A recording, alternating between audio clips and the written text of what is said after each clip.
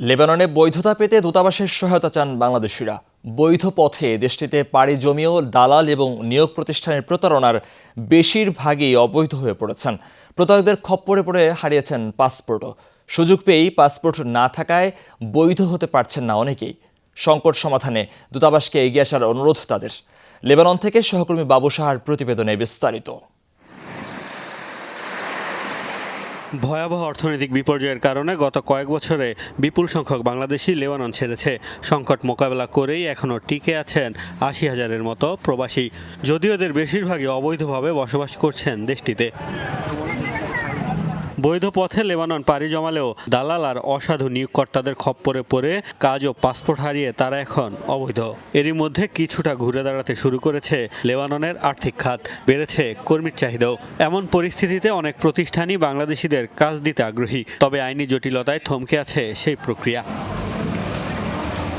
গত বছর লেবানন সরকারের শিথিলতায় আগের নিয়োগকর্তার অনুমোদন ছাড়াই পাসপোর্টের ফটোকপি দিয়ে বাংলাদেশিরা বৈধ হওয়ার সুযোগ পেয়েছিলেন। তবে এখন সে সুবিধা বন্ধ রেখেছে দেশটির সরকার।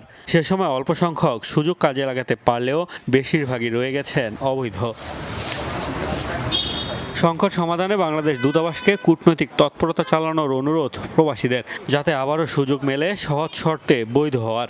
যদি দূতাবাস আমাদেরকে একটা সুযোগ দেয় পাসপোর্ট করে আমাদেরকে বৈধ বানানোর জন্য, তাহলে আমরা অনেক বাঙালি দেশে আছে, অনেকেই আমরা বৈধ হওয়ার জন্য চেষ্টা করতেছি। ৮ বছর হয়ে গেল বাংলাদেশে মা বাবার সাথে দেখা হয় না, যেতে পারি না। যদি বৈধ করার সুযোগ দেয় তাহলে সবাই আমরা বাংলাদেশে যেতে পারবো। আমি বাংলাদেশ সরকারের কাছে উদারত আহ্বান জানাবো যেন বাংলাদেশ সরকার এবং লেবাননের সরকারের সাথে একটা আলোচনা সাপেক্ষে অচিরেই যেন সকল প্রবাসী অবৈধ ভাইদেরকে বৈধ হওয়ার সুযোগ দান করে।